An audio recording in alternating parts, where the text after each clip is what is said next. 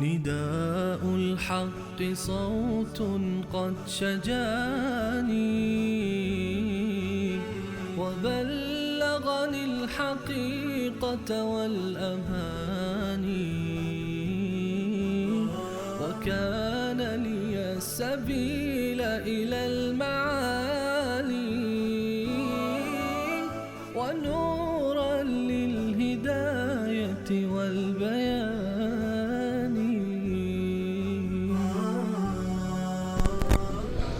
أعوذ بالله من الشيطان الرجيم. بسم الله الرحمن الرحیم. حال در سوره جاثیه یکی دیگر از شبهات جواب داده میشه، اشکالات جواب داده میشه. اون اینه که خب ما میپذیریم که خدایان ما مشکلات ما را حل نمی کنند. شفاعت که شما میگی شفاعت هم نمیتوانند بکنند، اگر نمیشنوند هم نمیشنوند، ولی خود پدران ما اونها را فریاد میزدند، آبا و اجداد ما از اونها استمداد میطلبیدند. ما هم به تقلید پدران این کار را میکنیم. اگر خدا خواست صدای ما را به سمع اونها میرساند و اگر خدا نخواست صدای ما به اونها نمیرسه، به هر حال ضرری که نداره. الله عزوجل تو این سوره بیان میفرماید چرا ضرر نداره. شرع لکم منها، الله تعالی میفرماید در این سوره ثم جعلناک علی شریعت من الامر فاتبعها ولا تتبع اهواء الذین لا یعلمون. ما برای شما شریعتی، دینی، روشی برای شما تعیین کردیم، شما وظیفه دارید از اون روش تبعیت کنید، شما باید بر اون مسیر باشید. شما نه هر چی که دلتون میخواد پدرانتون کردن شما انجام بدین، نه. لذا الله عزوجل از تقلید کورکورانه و بیجای آبا و اجداد در این سوره من میفرماید و دستور میده که شما باید بر جاده شریعت باشید، بر مسیر شریعت باشید. در این سوره تمهید مع الترغیب از ابتدا، مثل بقیه سوره های حوامیم خداوند عزوجل ابتدا ترغیب میده به سوی قرآن و بعد برای اثبات توحید 5 دلیل در این سوره بیان میشه. 5 دلیل عقلی که هر یکی علی سبیل ترقی است. دلیل بعد نسبت به دلیل دوم ترقی و ارتقاء بیشتر. یک دلیل نقلی بیان میشه تو این سوره، بقیه زجر و تخویف و تبشیر و همه تو این سوره فراوان دیده میشه. الله عزوجل می فرماید حامیم تنزیل الكتاب من الله العزیز الحکیم. تدریجا کتاب را نازل کردیم. این تدریجا نزول سوره، تنزیل عرض کردم، نزول چی را میگن؟ تدریجی را میگن، نزول کم کم را میگن.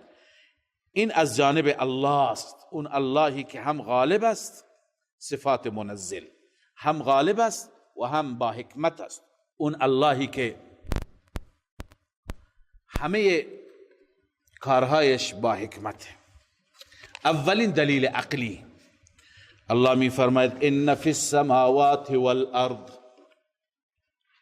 همانا در پیدایش آسمان ها و زمین، نفس آسمان ها و زمین، به اونها فکر کن. لآیات للمؤمنین،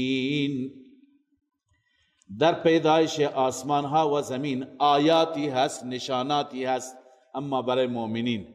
مستفیدین من الآیات کی هستند؟ اونایی که از آیات الهی استفاده میکنن مؤمنین.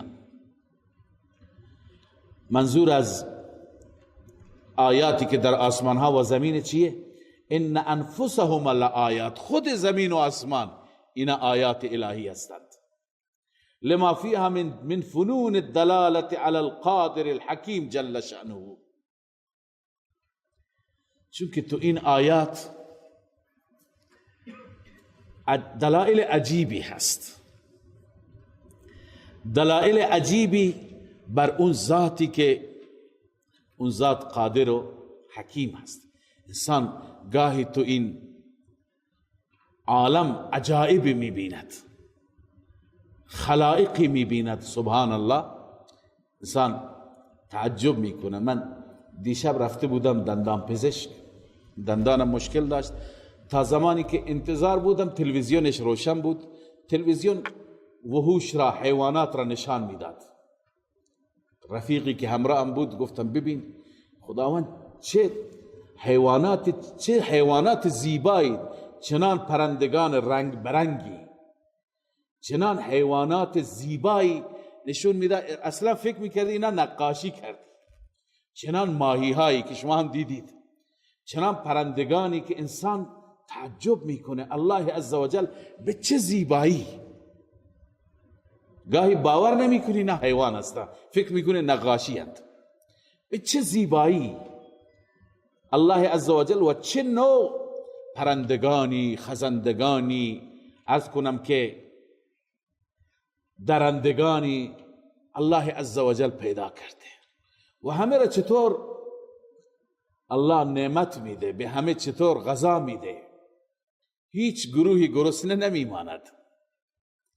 لذا اینها را وقتی که انسان نگاه میکند واقعا لآیات للمؤمنین، انسان پی میبره این همه خود به خود پیدا شده، این همه تشکیلات اینا خود به خود به وجود آمده.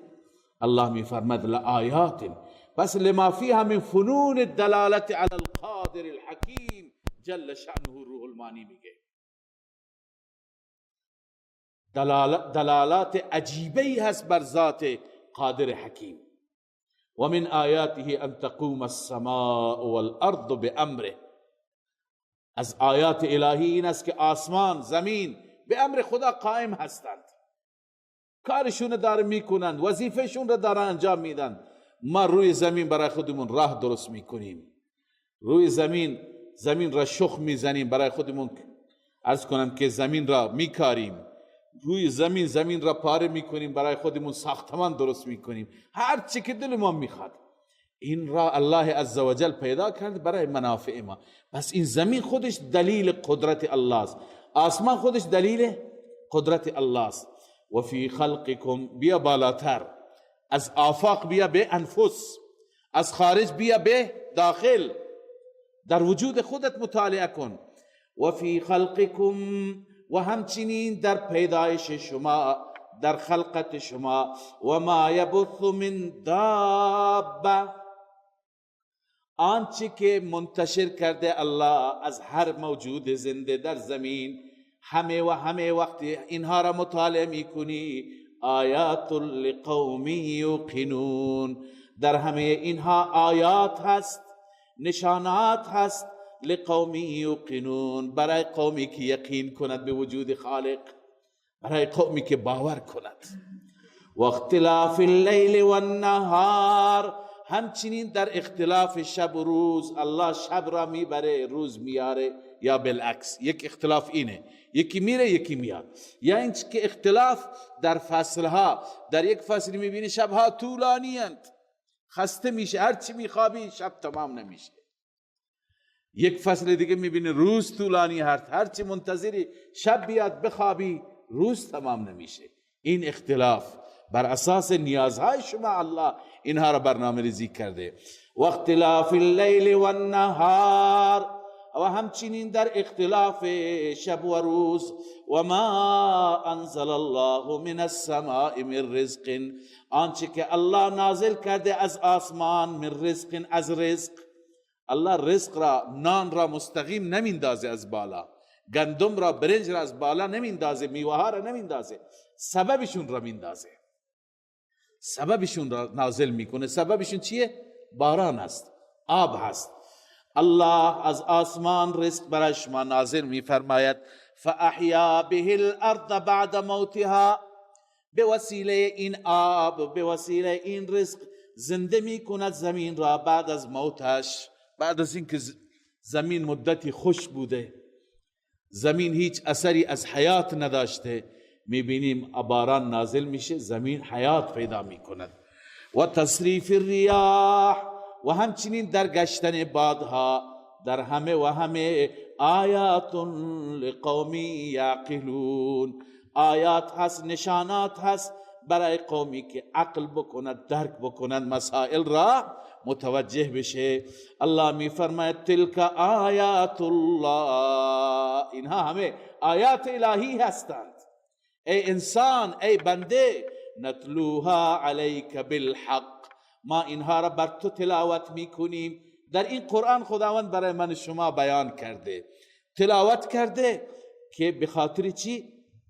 به خاطر اینکه ما بفهمیم.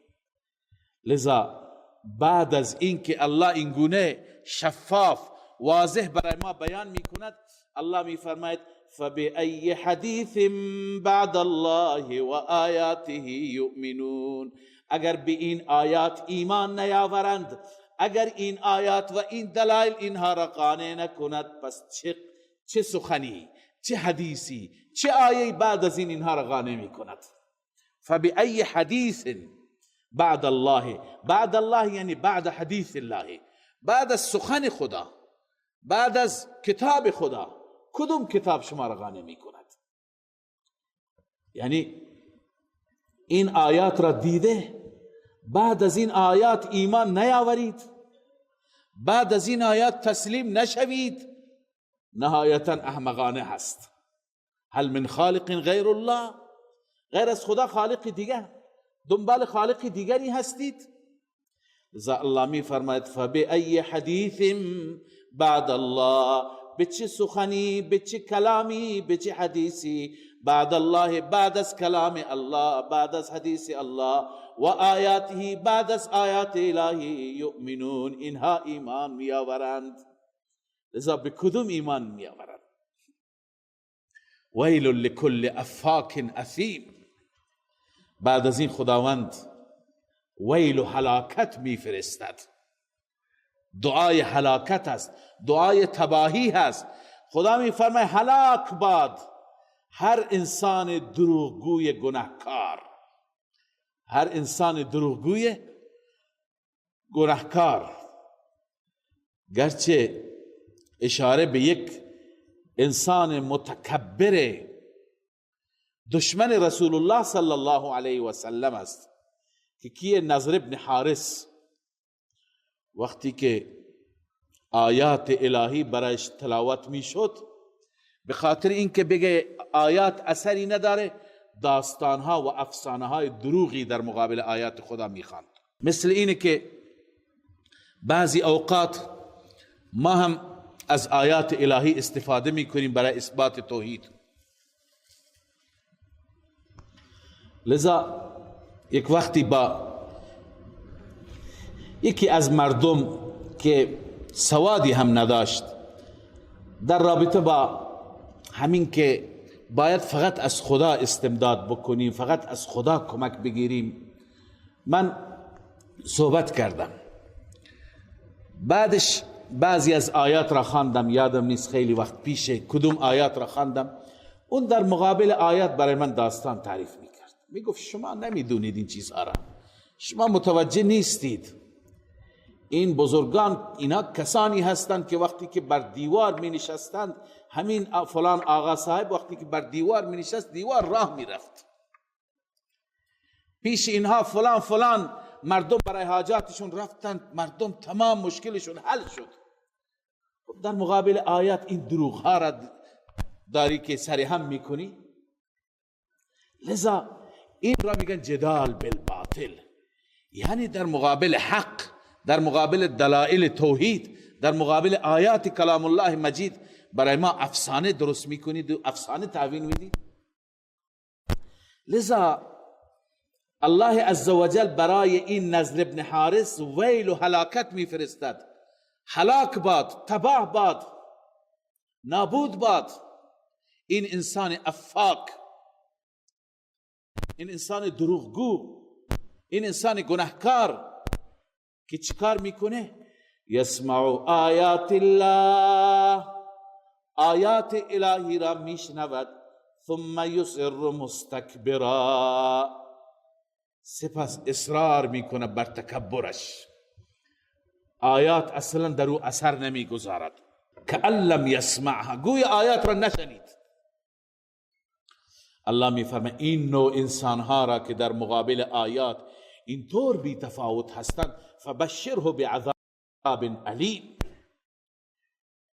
او را مژده بده به عذابی دردناک. این عذاب دردناک چیه؟ نتیجه دوری از قرآن، نتیجه بی‌اعتنایی به آیات و به دلائل قرآنی. الله می فرماید و اذا علم من آیاتنا شیئا، هرگاه که میداند از آیات ما چیزی، بعضی از آیات ما تلاوت میشه و این متوجه میشه که اینها آیات الهی هستند، اتخذها هزوا، اون آیات را به عنوان مسخره میگیرد، تمسخر میکند. الله عزوجل می فرماید اولئک لهم عذاب مهین، این انسان ها برایشان عذاب ذلت باری هست، مهین که اهانت میشن، ذلیل میشن تو اون عذاب. من ورائهم جهنم، تعیین عذاب پشت سر اینها بعد از این دنیا جهنم هست.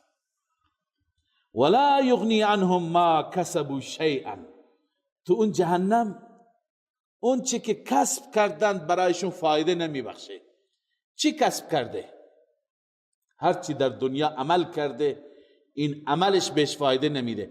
هرچی در دنیا برای غیر خدا گوسفند کشته، شتر کشته، نظر و نیاز داده، نقل و نبات پخش کرده، برایش فایده ای نداره، چون برای غیر الله کرده. الله میفرماید ولا متخذوا من دون الله اولیاء، و نه اونهایی که بغیر از الله اونها را حامی خودشون گرفتن، اونها را بغیر از خدا کارساز و مشکل کشای خودشون گرفتن، اونها هم نمیتونه مشکل اینها را حل کنن. ولهم عذاب عظیم، برای این افراد مشرک صفت برایشون عذاب بزرگ هست. لذا اینها در عذاب بزرگ الهی گرفتار می شود. بعد از این که الله عزوجل این دلائل را بیان فرمود، بعد از این می فهمه هذا هدن، این هدایت است. هذا مشارله، هذا کیه؟ اشاره به کجاست؟ بعضی مفسرین گفتن همین دلائل، همین مطالب گذشته. بعضی میگه هذا کل قرآن منظور است. این قرآن هدن، هدایت است، یا تمام مطالب گذشته که بیان شدن تمام چیه؟ هدایتند.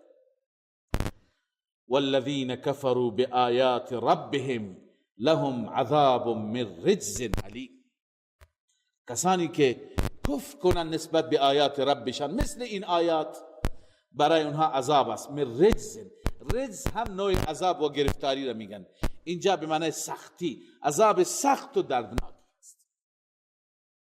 خب گفتیم در این سوره همش دلایل عقلی هست، 5 نوع دلایل عقلی. این دلیل اول بود درباره آسمان ها و زمین و وجود خود انسان و اختلاف شب و روز، مسائلی که ما شب و روز با اونها مواجه هستیم. الله الذی، این دلیل دوم هست، دلیل عقلی دوم توحید على سبیل الترقی. الله می فرماید الله الذی سخر لكم البحر، الله آن ذاتی است که مسخر کرد برای شما دریا را. برو دریا ببین تو دریا چه نعمت هایی هست. لتجری الفلک فیه بامره، تاکه کشتی در دریا جاری بشه، تو دریا راه بره به امر الله. ولتبتغوا من فضله، تاکه از فضل الله در دریا شما بطلبید.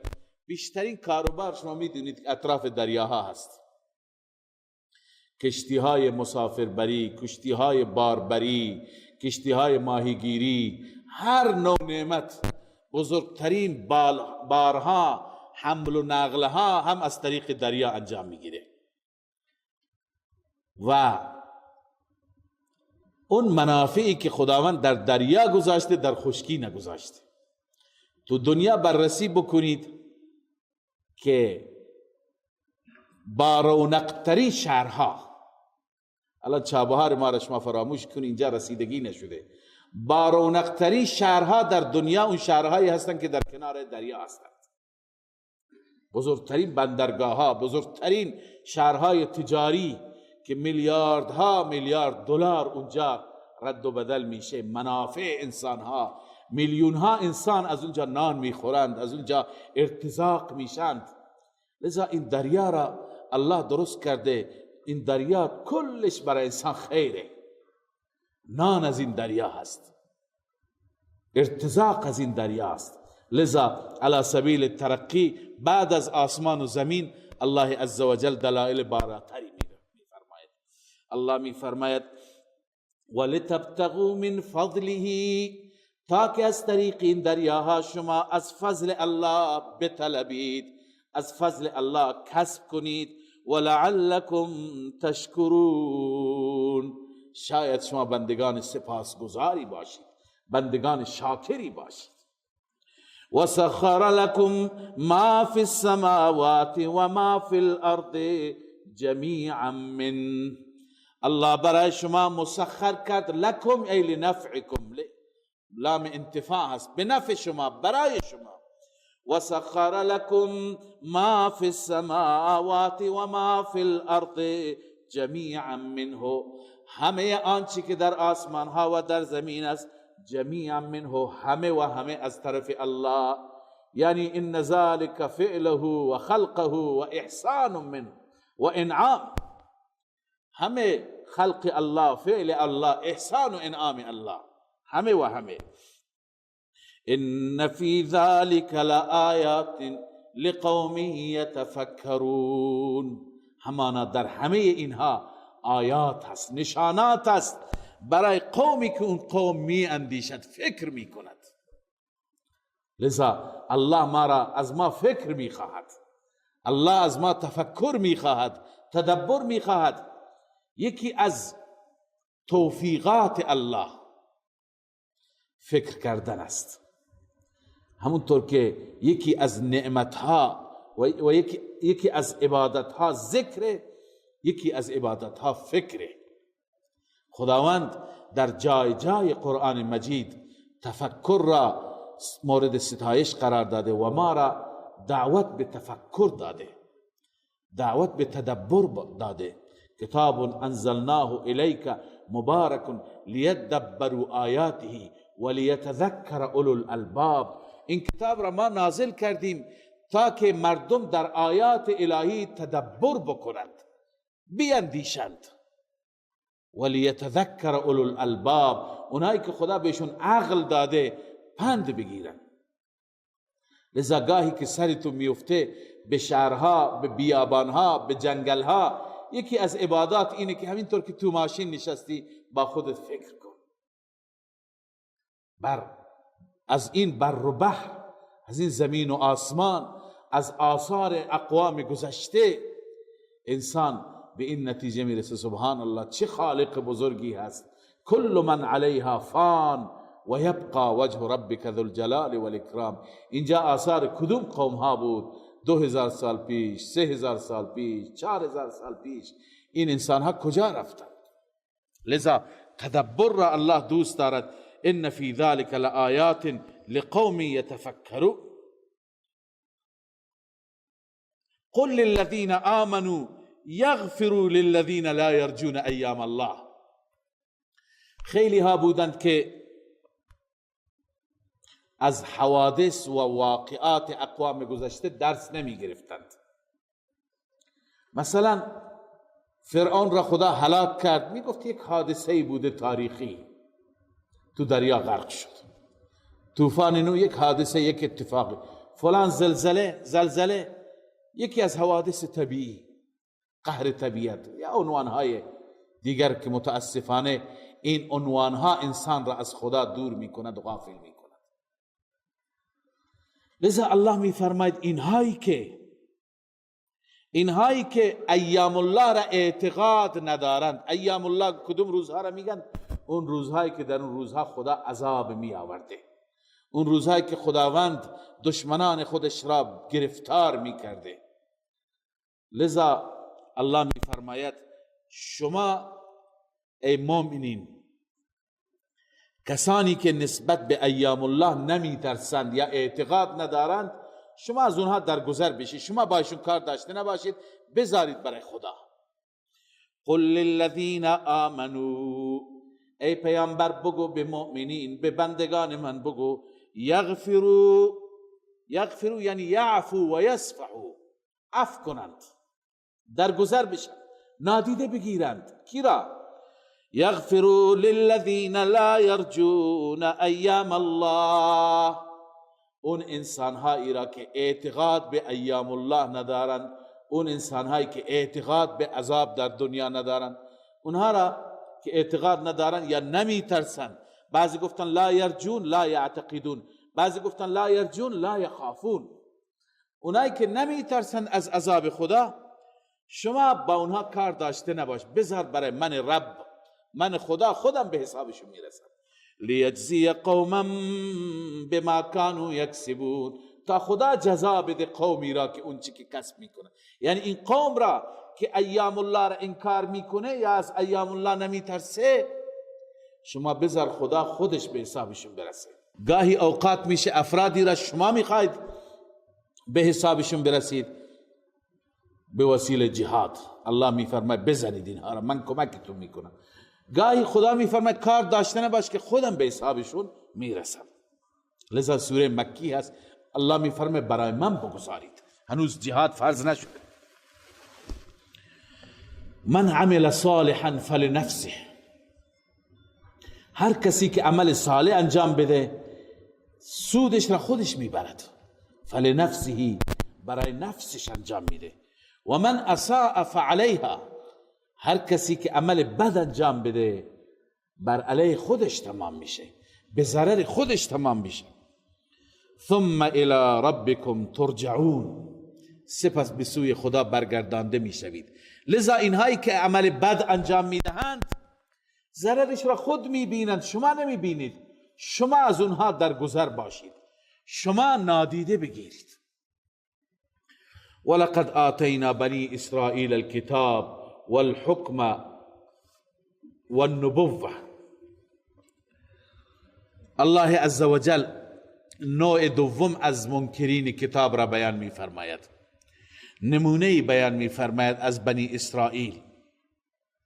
الله می فرماید ما به بنی اسرائیل خیلی نعمت ها دادیم، هم بهشون کتاب دادیم، هم بهشون حکومت دادیم، پادشاهی دادیم، و هم بهشون نبوت دادیم. واقعا این همه نعمت ها به هیچ قومی در دنیا داده نشده. توی بنی اسرائیل بیشترین انبیا در میان اینها بودند. ضمن این که نبوت داشتند، دین داشتند، ملوکیت و پادشاهی و سلطنت هم داشتند. خداوند برای اینها کتابهای آسمانی هم زیاد فرستاد. لذا اینها چیکار کردند؟ الله می فرماید ولقد آتینا بنی اسرائیل الكتاب، همانا ما دادیم به بنی اسرائیل کتاب، والحکم، و همچنین حکومت پادشاهی، والنبوت، و همچنین نبوت دادیم، پیامبری دادیم، ورزقناهم من الطیبات، و ما آنها را رزق دادیم از مالهای پاکیزه، مثل من و سلوا. چه مالهای پاکی به اونها دادیم. و فضلناهم علی العالمین، و آنها را فضیلت دادیم بر همه عالمیان، بر همه جهانیان زمان خودشون. و آتیناهم بینات من الامر، و ما به آنها دادیم دلائل روشن از امر دین. بینات یعنی دلائل قرآنی، دلائل روشن درباره دین، دلائل خیلی واضحی اونها دیدن. اونها معجزاتی مشاهده کردن که هیچ کس مشاهده نکرده. ببینی شما معجزات موسی را که در مقابل همه جادوگران پیروز شد، معجزات عیسی را، خب عیسی هم در میان بنی اسرائیل بود، کور را بینا می کرد، مرده را زنده می کرد، برس را شفا می داد، همه را به اذن الله. لذا دلائل روشن به اونها دادیم. اما این همه نعمت ها می طلبد که این قوم تا قیامت سپاسگزار خدا می شد، دست از پا خطا نمی کرد، همیشه مؤمن می ماند، موحد و یکتا پرست می ماند و عامل به شریعت می ماند، به کتابها عمل می کرد، به شریعت عمل می کرد، مؤمن می ماند. اما با وجود این همه نعمت ها اینها کفران نعمت کردند، گروه گروه شدند، تکه تکه شدند، هر یکی یک حزب و یک گروه شد، یک مذهب و یک عقیده. اینها را الله می فرماید که همه و همه به اثر علماء سوءشان شد، علماء دین فروش. الله عزوجل از عالم سوء نجات بده که عالم سوء ملت را تکه پاره می کند، عقیده های مختلف، مذاهب مختلف درست می کند. لذا الله می فرماید فما اختلفوا، اختلاف نکردند، الا من بعد ما جاءهم العلم، مگر بعد از اینکه علم پیششان آمد. یعنی دیده دانسته اختلاف کردن، نه اینکه از روی نادانی، همه چیز را می دانستند. چرا؟ بغی بینهم، به خاطر حسادت بین آنان و بین دعات توحید به نسبت. تفسیر مهامی گفته. لذا خدا با اینها چه فیصله می کند؟ ان ربک یقضی بینهم یوم القیامه، همانا پروردگار شما فیصله می کند بین آنها در روز قیامت، فیما کانوا فیه یختلفون، در آن مسائلی که آنها اختلاف داشتند. خداوند همه چیز را روز قیامت روشن می کند، داوری می کند، حکمیت و فیصله می کند. ثم جعلناک علی شریعت من الامر، بعد از بنی اسرائیل ای محمد صلی الله علیه و سلم ما به شما شریعت دادیم. اینجا پاسخی اون اشکالی که در صدر سوره عرض کردم داده میشه.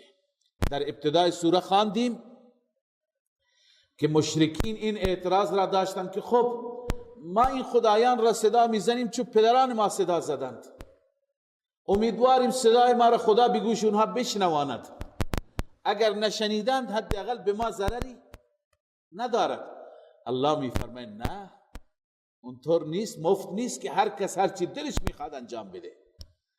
ما راه زندگی و روش زندگی و شریعتی گذاشتیم، شما باید پایبند اون شریعت باشید، شما باید پیرو اون شریعت باشید. الله می فرماید ثم جعلناک، سپس ما شما را قرار دادیم ای محمد رسول الله، این موضوع سوره است، مدعای سوره همینه، علی شریعت من الامر، بر شریعتی از امر، یعنی بر طریقی، بر روشی از امر دین. فاتبعها، ای رسول الله، ای پیروان رسول الله، شما اتباع بکنید، پیروی بکنید از اون شریعت. ولا تتبع اهواء الذین لا یعلمون، شما پیروی نکنید از خواهشات اینهایی که نمیدانند، اونایی که انتظارات و توقعاتی در دین از شما دارند، شما خواهشات اونها را پیروی نکنید. چرا؟ انهم لن یغنوا عنک من الله شیئا، همانا آنها دور نمی کنند، دفع نمی کنند از تو، از عذاب الهی چیزی. عذاب خدا وقتی که بیاد اینها نمیتونن برای شما کاری بکنن. و ان الظالمین بعضهم اولیاء بعض، این ظالمان و مشرکان بعضی دوستان بعضی هستند. شما مؤمنین دوست شما الله است، والله ولی المتقین، خداوند دوست متقین است، یعنی حامی متقین است. خداوند چیکار میکند متقین را؟ الله ولی الذین آمنوا یخرجهم من الظلمات الى النور. لذا ولی شما متقین الله است، شما را از تاریکی، از جهل، از شرک میرهاند، نجات میده، به سوی نور، توحید، قرآن هدایت میکنه. پس شما از قرآن حرف شنوی داشته باشید، نه از اونها. هذا بصائر للناس، بازم مشار الیه هذا، هر دو قول، هذا یعنی جمیع ما ذکره، هر مطلبی که تو این سوره بیان شد اما از دلائل عقلی نقلی تخویف تبشیر یا اینکه هذا جمیع قرآن مراد است. اینها بصائر هستند، یعنی سبب روشنی هستند، وسیله هدایت و روشنی هستند. این دلائل، این مطالب وسیله چی هستند؟ هدایت و روشنی. هذا بصائر للناس، وسیله روشنی و هدایتند، و هدن و هدایتند و رحمتند، موجب رحمت خدا میشن. لقوم یوقنون، برای قومی که یقین بکند، باور بکند. ام حسب الذین اجترحوا السیئات، حال خدای عزوجل ضمن اینکه زجر و توبیخ بیان میفرماید به وسیله استفهام انکاری مقایسه میفرماید. آیا به نظر شما کسانی که بد عمل میکنن با کسانی که نیک عمل میکنن برابرند؟ آیا به نظر شما کسانی که مشرکند با کسانی که مؤمنند برابرند؟ کسانی که کافرند با کسانی که مسلمند برابرند؟ هرگز نه. پس از این آیات مؤمنین متنبه میشن، متذکر میشن، مشرکین انکار میکنن، مسخره میکنن. اینا با هم برابر نیستن. ام حسب الذین اجترحوا السیئات، آیا میپندارند، فکر میکنند و گمان میکنند آنهایی که اجترحوا ای اکتسبوا، کسانی که کسب کردن سیئات را، حاصل کردن سیئات. سیئات چیه؟ بالاترین سیئه خواندیم شرک است. هر چی گناه است اینا سیئه هستند. اونهایی که سیئات را کسب کردند، ان نجعلهم کالذین آمنوا وعملوا الصالحات، آیا ما قرار میدهیم اونها را مثل کسانی که ایمان آوردند و عمل صالح انجام دادند؟ نه خیر، اینا با هم برابر نیستند. سواء محیاهم و مماتهم، آیا حیات اونها و موت اینها با هم برابر است؟ نه خیر، اینها هرگز حیاتشون و موتشون با هم برابر نیست. چطور؟ ببینید، مسیئون و محسنون با هم برابر نیستند. چرا؟ به خاطر اینکه اینهایی که زندگی میکنن عاش هؤلاء علی القیام بالطاعات، محسنین چطور زندگی میکنن؟ با طاعت و عبادت. اما مسیئین و اولئک علی اقتراف السیئات، شب و روز گناه، شب و روز معصیت، شب و روز فسق و فجور. این محیا هست، حیات است. مماتشون هم برابر نیست. چرا؟ مماتن به خاطر اینکه حیث مات هؤلاء علی البشرى بالرحمه، مؤمنین مردند که رحمت الهی بهشون بشارت رسیده. و اولئک علی الیأس من امر الله و الندامه، اونهایی که مردند یعنی مسیئین ناامید هستند از رحمت خدا، و همچنین اونها بر عرض کنم که ندامت و بدبختی مردن. اینها هرگز با هم برابر نیستند. لذا الله می فرماید آیا محیا و ممات اینها برابر؟ نخیر، حیات مؤمن با حیات کافر فرق می کند، ممات مؤمن هم با ممات کافر فرق می کند. ساء ما یحکمون، بسیار بد اینها فیصله می کند کسانی که اینها را برابر می دانند. خب، الله الذي سخر لكم البحر دومین دلیل عقلی توحید بود. و خلق الله السماوات سومین دلیل عقلی است. الله عزوجل می فرماید الله آسمان را خلق فرمود، زمین را خلق فرمود بالحق، برای اظهار حق، تا حقانیت خودش را نشان بده. یکی از اهداف این است، هدف دوم، ولتجزا كل نفس بما کسبت و هم لا یظلمون، هر نفسی پاداش داده بشه، جزا داده بشه آنچه که کسب کرده. کسب خوب جزای خوب، کسب بد جزای بد. و هم لا یظلمون، اینها ذره برشون ظلم نمیشه. حال الله عزوجل می فرماید افرأیت من اتخذ الهه هواه و اضله الله و ختم على سمعه الى آخره. یک مقایسه دیگر بین یک انسانی که خدای او و معبود او کی هست؟ خواهشات نفس. مگر کسی خواهشات نفس را هم خدا قرار میده؟ بله. کسی که هر کس از هر کسی پیروی بکند او را خدای خودش قرار داده. خداوند در روز قیامت از مجرمین میپرسد الم اعهد الیکم یا بنی آدم الا تعبدوا الشیطان. ای بنی آدم مگر ما به شما نگفتیم شیطان را عبادت نکنید؟ مگر کی شیطان را عبادت میکنه؟ هر کسی که حرف شیطان گوش کنه. پس الان کی هست که نفس خودش را اله قرار داده، معبود قرار داده؟ هر کسی که از نفس خودش تبعیت بکنه، هر چه نفس میگوید همون کار را میکنه.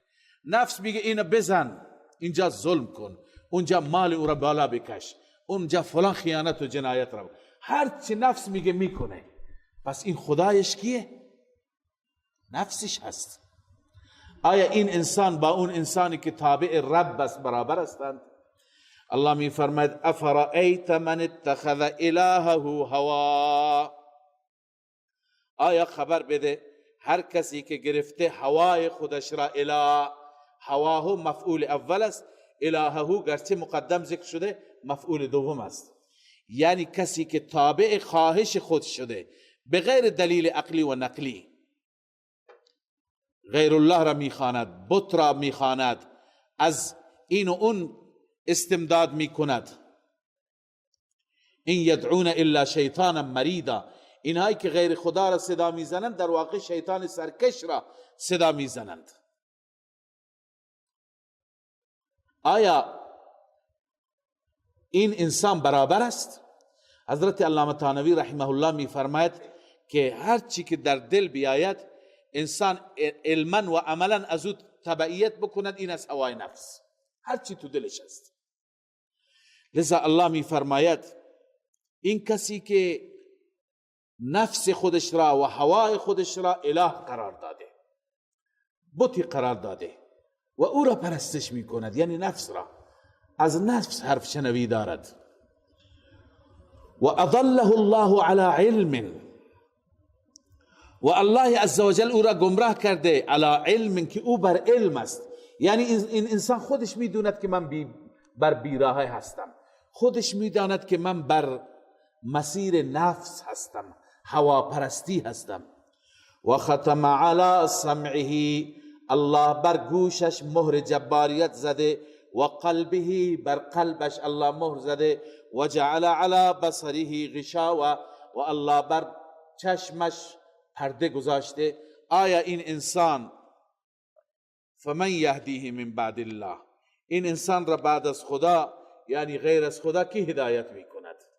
از خدا وقتی که نخواهد هدایت بکند این هدایت نمیشه. افلا تذکرون. آیا پند حاصل نمی کنید؟ تذکر نمی گیرید؟ یعنی باید از این آیت شما پند بگیرید. و قالوا ما هی الا حیاتنا الدنیا. چرا اینها هوا تابع نفس هستند؟ به خاطر اینکه اینا اعتقاد به آخرت ندارند، ایمان به آخرت ندارند. و الا اگر ایمان به آخرت بود از حساب کتاب اونجا می ترسیدند، حداقل از رب حرف شنوی داشتند. الله می فرماید و قالوا ما هی الا حیاتنا الدنیا. میگویند نیست این مگر همین زندگی دنیا، نموت و نحیا، همین که ما در همین دنیا میمیریم و در همین دنیا زنده میشیم. اول زنده شدیم از مادر متولد شدیم، بعدا همین جا میمیریم، قصه دیگه تمام میشه، پشت سر این خبری نیست. و بعد بعضیا دهری هستند. دهری یعنی زمانه را چی میدانند؟ زمانه را مؤثر میدانند. میگویند همه چیز به اقتضای طبیعت است. و ما یهلکنا الا الدهر. ما را هلاک نمی کنند مگر زمانه هلاک می کند. ببین مشرکین چند نوع بودند. البته اونهایی که دهری بودند به معنایی که امروز دهری داریم نبودند. امروز دهری ها اونهایی را میگن که اصلا خدا را قبول ندارند و همه چیز را از زمانه میدانند، از طبیعت میدانند. میگه همه چیز به صورت طبیعی پیدا میشه، به صورت طبیعی فنا میشه. بلا تشبیه ما میبینیم گاهی یک جای نمی هست، یک جای گلی هست، اونجا حشراتی درست میشن، کرم درست میشه و بعد اینها از بین میرن. اینا میگن تمام این موجودات مثل همونه هم خدا پیدا میکنه. لذا اینا میگن که یک به صورت طبیعی خود به خود آمیزش نطفه ها میشه، انسان پیدا میشه، خود به خود دوباره اینها فنا میشن، یک اتفاقی میفته، همه میمیرند و میروند. هرچی هست مؤثر دهر است.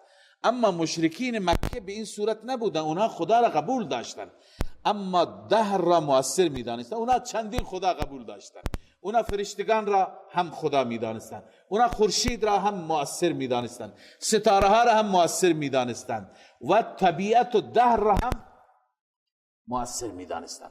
لذا میگفتن و ما یهلکنا الا الدهر، ما را هلاک نمی کنن مگر گردش ایام، گردش زمانه. الله می فرماید ما لهم بذلک من علم، برای اینها بیچاره ها هیچ نوع علمی نیست، اینا سواد نداره، اینا نمیدونن. خب دلیلت چیه؟ ان هم الا یظنون، نیستن اینها مگر فقط گمان خالی، هیچ نوع مبتنی بر هیچ دلیلی نیست، نه دلیل عقلی دارن نه دلیل نقلی دارن. و اذا تتلا علیهم آیاتنا بینات، توبیخ دیگر، سرزنش دیگر. الله می فرماید هرگاه بر اینها آیات واضح ما تلاوت میشه، ما کان حجتهم، نیست حجت آنها، دلیل آنها، دیگه دلیل ندارن، دیگه چیزی نمیفهمن، الا ان قالوا ائتوا بآبائنا، مگر میگویند آبای ما را بیاورید، ان کنتم صادقین، اگر راست میگه پدران گذشته ما را زنده کنید. الله پاسخ میده قل الله یحییکم، جواب بده ای پیامبر، به آنان بگو الله زندهشان میکند، ثم یمیت، شما را زنده میکند، ثم یمیتکم، سپس شما را میمیراند، ثم یجمعکم الى یوم القیامه، سپس شما را جمع میکند به سوی قیامتی که لا ریب فیه، هیچ شکی در وقوع قیامت نیست. ولكن اکثر الناس لا یعلمون، اما اکثر مردم نمیدانند.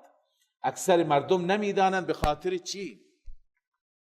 مطلب آیت اینجا تمام است، بقیه انشاءالله فردا. اما روی این اکثر مردم روی این نمیدانند، اونهایی که فقط از عقل محض کار میگیرند. اگر انسان فراتر از عقل بره و از وحی الهی کار بگیره، ببینید ما را خدای عزوجل برای درک مسائل قدرت‌های زیادی داده، قوت‌های زیادی داده. به ما چشم داده، گوش داده، زبان داده، لمس داده، ذائقه داده، اینا را میگه حواس خمسه. خداوند داده. بعد از این یه چیزی داده که از این بردش بیشتره، اون عقله که به حیوانات نداده. ما مثلا تا اون پایان دیوار میبینیم، ما تا این دیوار میشنویم، اینا محدود هستن، بیشتر نمیبینیم، بیشتر نمیشنویم.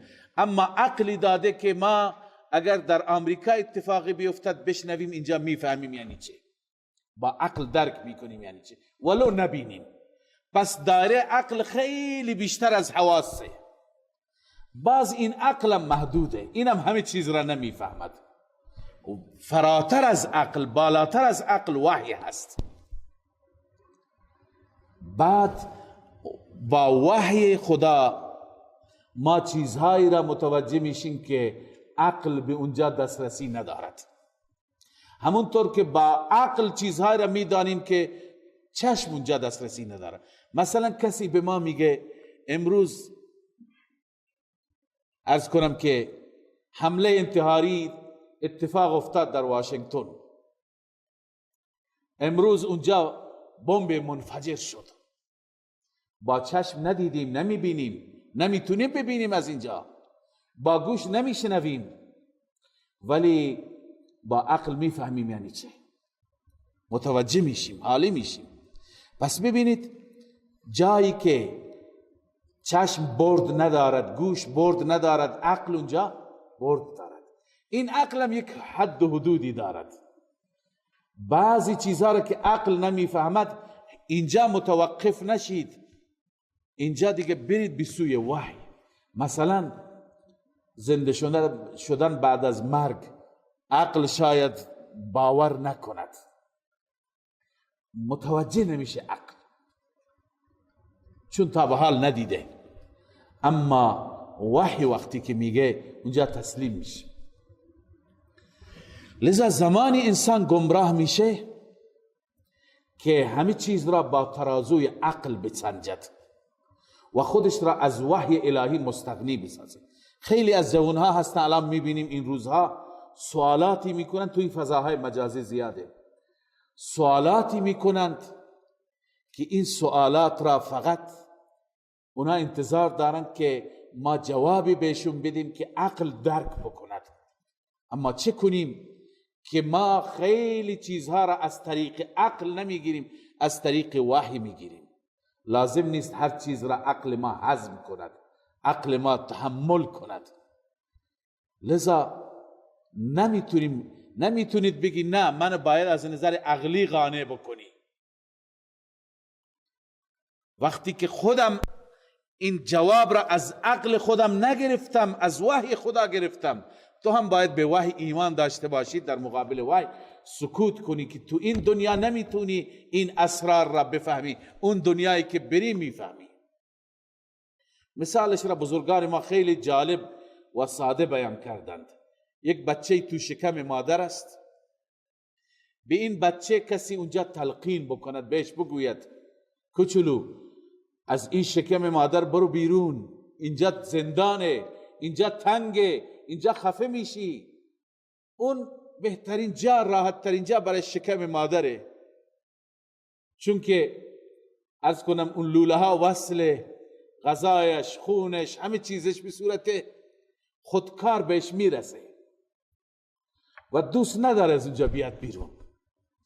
ولی اگر بهش بگی که اونجا تلقین بکنی یک دنیایی هست که این شکم مادر در مقابل این دنیا هیچی نیست، دنیایی هست میلیون ها و میلیاردها انسان، این همه امکانات، این همه ساختمان، اون میفهمه؟ نمیفهمه، درک نمیکنه. یعنی چی؟ وقتی که پا به این دنیا میگذاره میبینه، بعدا متوجه میشه. الان وقتی که اونجا را تصور میکنه، شکم مادر را همینجا میخواد خفه بشه، از بس که اونجا را زندان، جای تنگی تصور میکنه. لذا عزیزان نسبت این دنیا با اون دنیا چنین است. بعضی چیزها را الله عزوجل به وسیله مثالهای تفهیم فرموده. اما ولكن اکثر الناس لا يعلمون ثم يجمعكم الى يوم القيامة لا ريب فيه. خداوند شما را جمع میکند و میبرد به قیامتی که هیچ شکی توش نیست، اما اکثر مردم نمیدانند.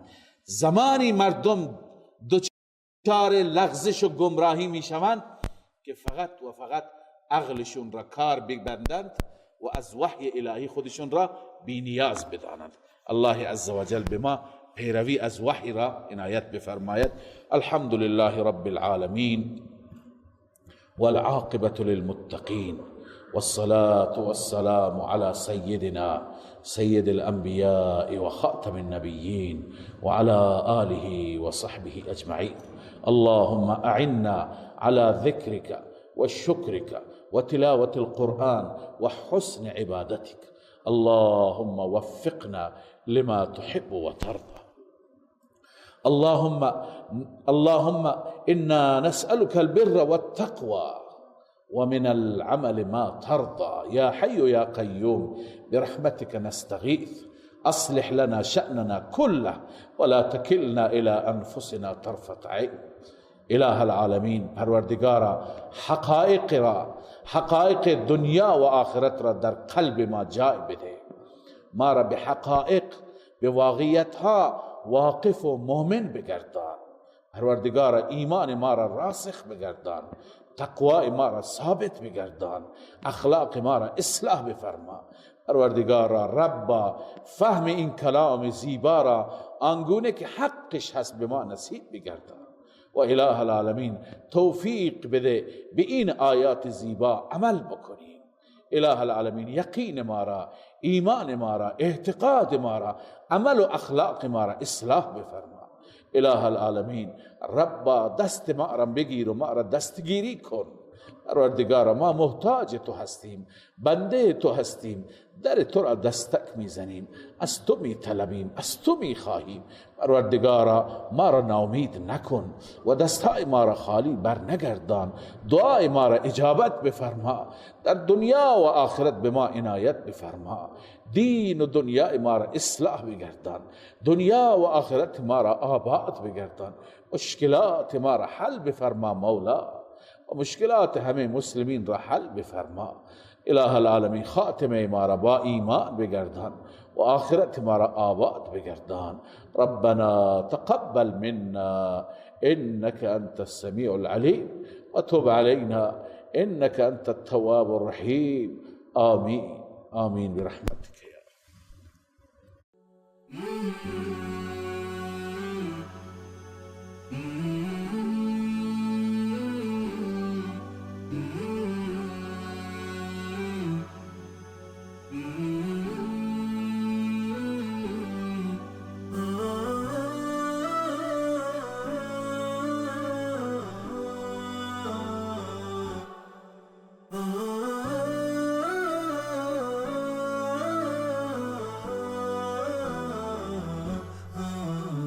نداء الحق صوت قد شجاني